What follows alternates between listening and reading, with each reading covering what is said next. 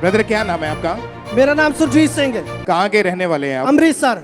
पिछले 15 सालों से आप गलत संगति में गए, उसके बाद आपके जीवन में नशा शुरू हुआ। हाँ जी। आप खुल के अपनी गवाही के बारे में बताइए, कैसे ये नशा आपके जीवन में एंटर हुआ और कौन कौन सा नशा आपने पहले से करना शुरू किया? हाँ जी, मैं 15 साल से नशे कर रहा हूँ और मैं 15 साल की उम्र में ही गलत संगति में चला गया था और 15 साल से ही मेरा गलत मतलब जो दोस्त फ्रेंड से उनके साथ मेरा बैठना उठना था और उनसे ही मुझे नशे की जो लत लग गई और मैं बहुत अधिक नशा करता हूँ, बहुत हर एक प्रकार का नशा करता हूँ मैं जो करता था।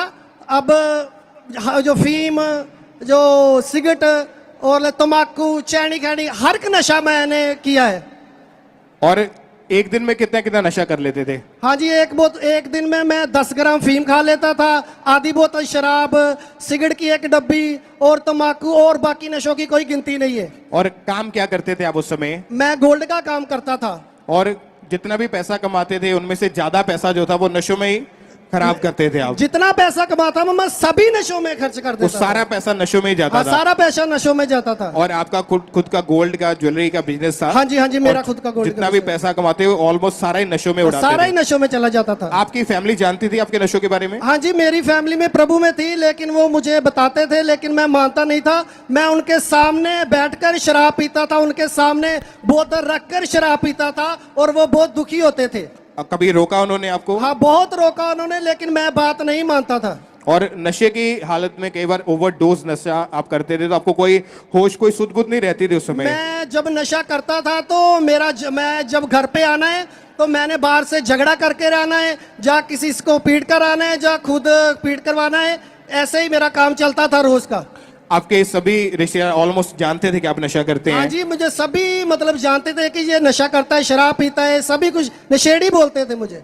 आपको नशेड़ी बोलते थे वो? हाँ जी। और कभी मन में आया कि मैं नशा छोड़ दूं? मैंने बहुत कोशिश की, मैंने कम से कम 2 साल जे बहुत कोशिश की कि इधर जगह उधर जगह। मैं मेडिसिन खाता था तो मेडिसिन लग जाती थी, अगर मेडिसिन को छोड़ना चाहता था तो वो लग जाता था, और इसी चक्कर में मैं इधर उधर भटक रहा था, बहुत परेशान था मैं। अपने लगा लीजिए कि रोज का मैं 10 ग्राम अफीम खाता था और जब मुझे नहीं मिलती थी तो मैं अपना पाँव जो है जमीन पर भी नहीं रख सकता था और ना मैं कुछ खा सकता था।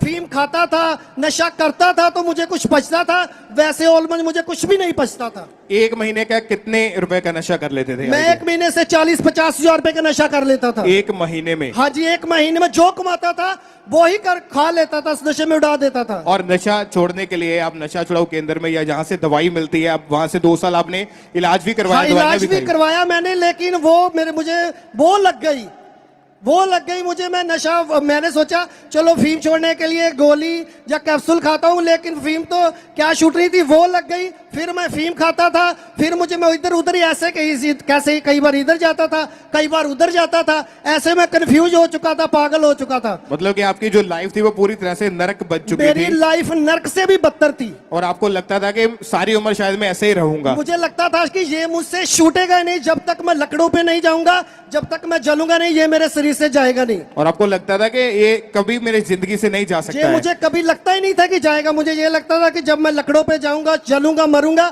तभी ये छूटेगा, वैसे नहीं छूट सकता ये। और पूरी उम्मीद आपकी टूट चुकी थी? पूरी उम्मीद टूट चुकी थी। आपकी फैमिली वो भी आपसे लड़ते थे? वो मुझसे लड़ते थे, बोलते थे, लेकिन मैं बात नहीं मानता था। और इसी कारण आप हमेशा डिप्रेशन में भी रहते थे? हाँ, डिप्रेशन में रहता था, बहुत परेशान रहता था, नींद नहीं आती थी, मेरा शरीर दुखता था, मैं छोड़ने की कोशिश करता था, शरीर दुखता था, नशा करता था, सही हो जाता था, ऐसे ही मेरी जिंदगी चल रही थी। नर्क जगह जैसी हो गई, मुझे लगता है कि मैं नर्क में जी रहा हूँ। फिर आपको खामरा चर्च के बारे में यहाँ का कैसे पता चला? हाँ जी, मेरे माता पिता ने मुझे बोला कि आप खामरा चर्च में जाओ, लेकिन मैं मानता नहीं था। फिर एक दिन मैं और मेरा ब्रदर खामरा चर्च में आए और मैंने यहाँ पर आया और वचन सुना, मुझे बहुत अच्छा लगा, मुझे शांति आई। और मैं जब ये वर्शिप करता था तो जब मैं वर्शिप करता था तब मेरे शरीर का हल्का हो जाता था, लेकिन बाद में फिर ऐसे ही हो जाता था। और 13 मई 2018 को जब आप चर्च में मौजूद थे, परमेश्वर के दास ने जब स्पेशल प्रेयर की, आपने उस प्रेयर को रिसीव किया? हाँ जी, उस प्रेयर को जब मैंने रिसीव किया तो मेरा शरीर बिल्कुल हल्का हो गया और उस दिन के बाद मुझे कभी तोड़ नहीं लगी, मेरे शरीर में कभी थकावट नहीं, और जो मुझे ऐसी नींद आई कि मुझे लगा लीजिए स्वर्ग में चला गया जैसे मैं।